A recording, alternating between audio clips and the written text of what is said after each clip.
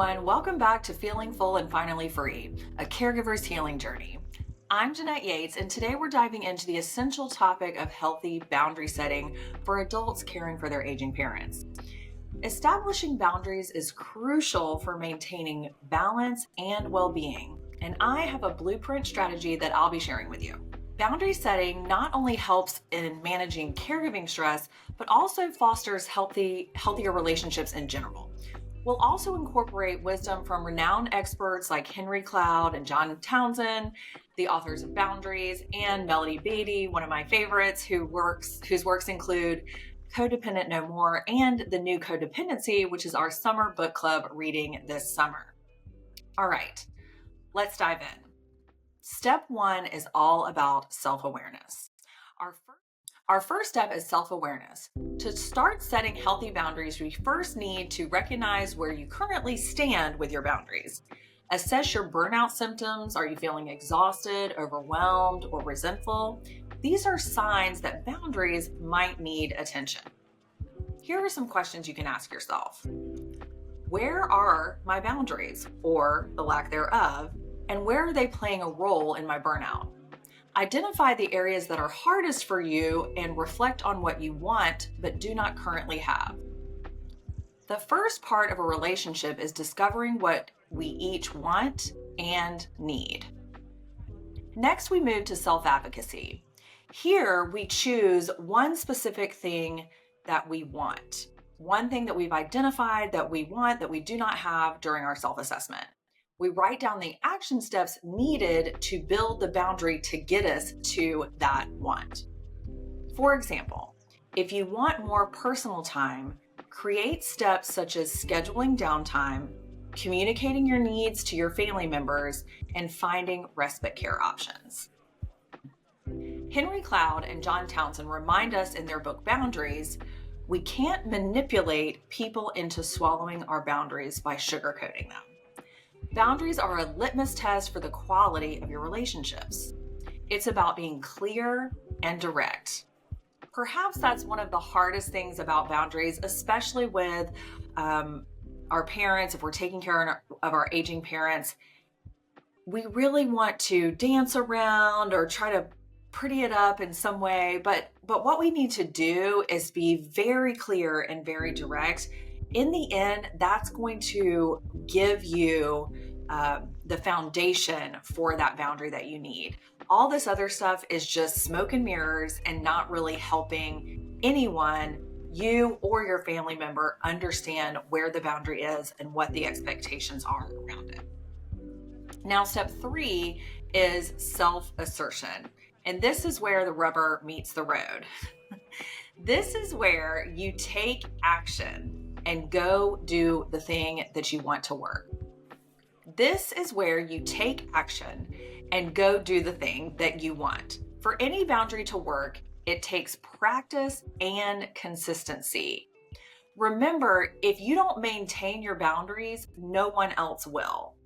This is very important because for so long, and I've talked about this many times in other podcast episodes, but for so long, I thought it was my job to set the boundary and it was everyone else's job to respect the boundary. And that's not really the most effective way to get that boundary to be effective. No one is going to respect that boundary if you don't. And it's actually your job to set the tone for that boundary. So for example, if I say, I am not going to come more than 3 days a week to see you, if I say that to my mom, and then I ended up coming 5 days, then I'm the one not upholding the boundary. I'm the one bursting through that boundary. So that's something very simple, but this goes for pretty much any boundary. If you set it, you're going to be the one that needs to maintain it just to show everyone else that it can be maintained. As Joseph Campbell reminds us, we must be willing to let go of the life we plan so as to have the life that is waiting for us. Practice maintaining your boundaries and be prepared to reassess and adjust as needed. So, I think this is really important here, and a caveat that we want to have, especially when we're talking about boundaries with our loved ones who actually rely on us for care. So, there's a couple of different things going on here. First, let's take a look at that quote by Joseph Campbell. We must be willing to let go of the lives we planned so as to have the life that is waiting for us. Now, that is true, and I agree with the great Joseph Campbell on that issue.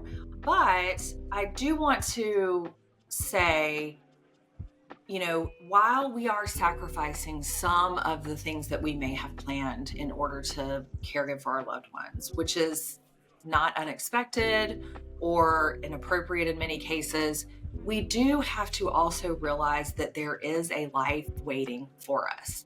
So, having boundaries that both respect the needs of other people, but also respect our own needs and wants for the life that is waiting for us is so very important.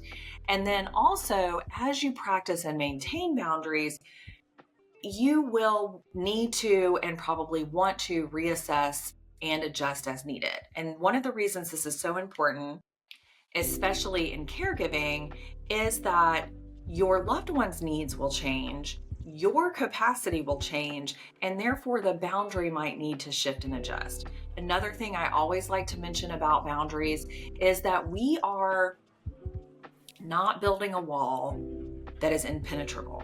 Okay, this is not an Arthurian legend. Okay, this is a means to be able to stay in relationship, in community with the person that we're caring for. So this boundary looks more like a fence with a gate and a pretty fence, not a barbed wire fence. This boundary looks like something that someone is not afraid to come near, but they're not going to come over it. You're going to respect it and they're going to respect it, but you can still communicate through this boundary. Okay. So I like to think of this as something that does have a gate. So I may set a boundary, Mom, I'm only going to come over 3 days a week, but if she gets the flu, I might go over 5 days a week. That doesn't mean I haven't held my boundary. That means I understand there are times when you open the gate and you go over, right? So that is one thing to think about as you're maintaining your boundaries. Is it's okay to open the gate, go through. It's okay to say this boundary line isn't working. We need to move it. I need to move it closer to me to protect more of my capacity, or I need to move it closer to them, or, whatever. So it's okay to reassess and adjust. Okay, so now we're going to go through the actual blueprint action plan. Now, I wish I had this blueprint when I first started trying to set boundaries as a caregiver.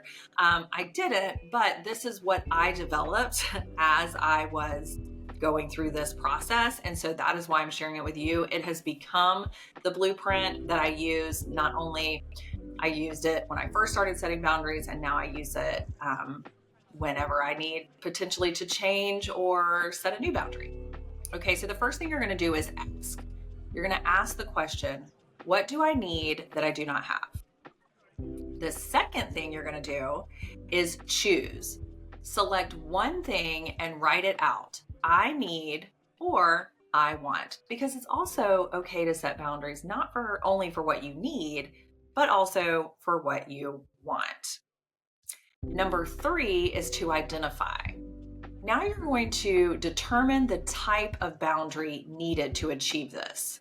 Is it a physical boundary? Like, do you need literally more physical space away from someone?